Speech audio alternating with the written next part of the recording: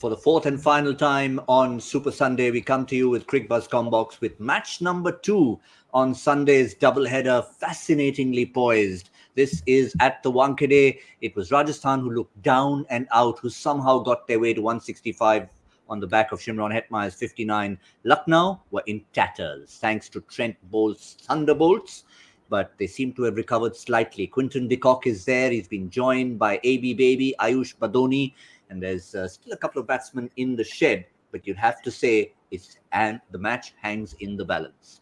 Let's see if my guest on Combox agrees or not. Lisa Sthalekar joins me. Lisa, this has been quite a seesaw battle, hasn't it? I mean, you cannot pick a winner at this stage.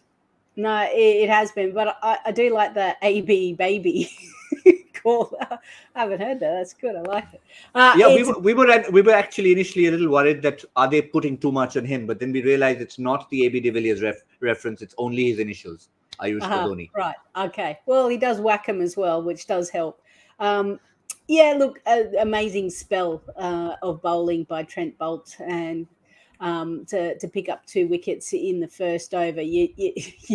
It just changed, didn't it? The complex of the match, and Prashid Krishna as well. You know, his 2 overs, 1 for 6. You talk about trying to win the power play. Well, Rajasthan did exactly that with a par, maybe a below par score.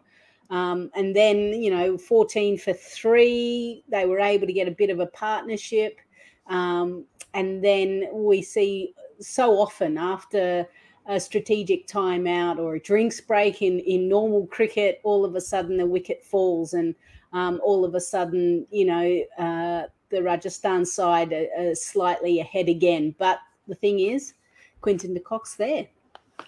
But what really made that blow even more significant was the fact that it came from what was possibly their weak link. They had Navdeep Saini in the side. They took him out. They got in a newcomer in Kuldeep Sen from Madhya Pradesh. We don't know enough about him. All we can say is that he bowls reasonably quick. Not quite Umran Malik pace, but all the batsmen were troubled by the pace. So once again, another Indian fast bowler has been unearthed.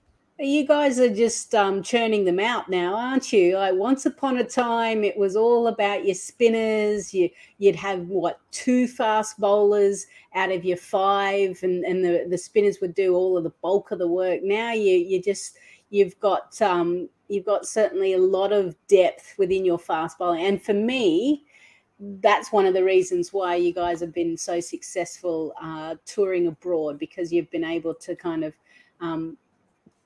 bring in how many? I mean, like the test match series against Australia was the third 11, really, and they did well. But anyway, we're getting off track.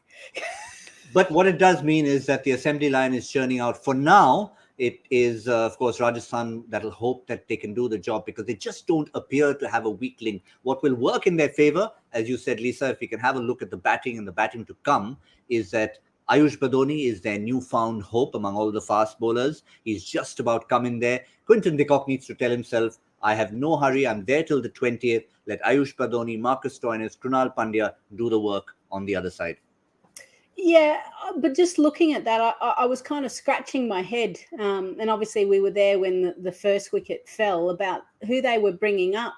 I mean, you've got Stoinis. I know you want to keep some firepower in the end, and maybe they feel they don't have that, even though Badoni's been actually doing it for them.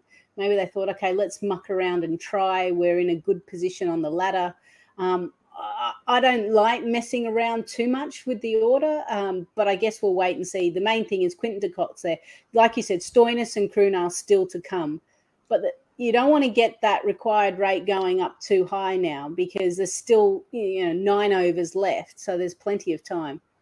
And of course, we haven't talked about the Chahal factor. He's got overs left in the back 10, so the rate is climbing. So yeah, I guess it's Quinton can't just sit on his haunches and watch Ayush do the rest. But yeah, you talked about Krishnappa Gautam. He was brilliant with the ball, but only once before in his career has he walked out at number 3. And that too, it was a team batting first. So I guess they were just throwing him in to see what happens. Here, they're under the pump. They need runs, and they sent him in at 3. Well, it must have been a set plan anyway. Because it's not like, oh, hang on, a wicket's fallen, the first ball, quick, you go put the pads on. He must have been padded up. And then Jason Holder as well, because they lost 2 wickets in the first 3 deliveries. So there was some plan that they were thinking. So I guess we'll wait and see if it actually comes to fruition for them. So advantage Rajasthan early on. There doesn't appear to be due. Run rate is climbing, but it appears to be under control at this stage on Cricbuzz Comm Box. Are you going to stick your neck out? Which camp are you leaning towards? I'm going. It's the IPL. It's going to go last ball, last over, right? You're absolutely justified to sit on the fence. It just means we're going to have an exciting finish. We are.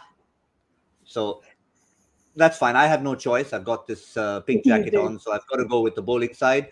So maybe we'll give you 1% towards Lucknow and see what happens. All we know, the very fact that we've had a discussion like this means the match hangs in the balance. Quinton de Kock might make the difference for the Rajasthan team. It might be Chahal, might be Bowles last over. You never know. But we'll see you at the end and see where things have taken us. That's all on Cricbuzz Comm Box.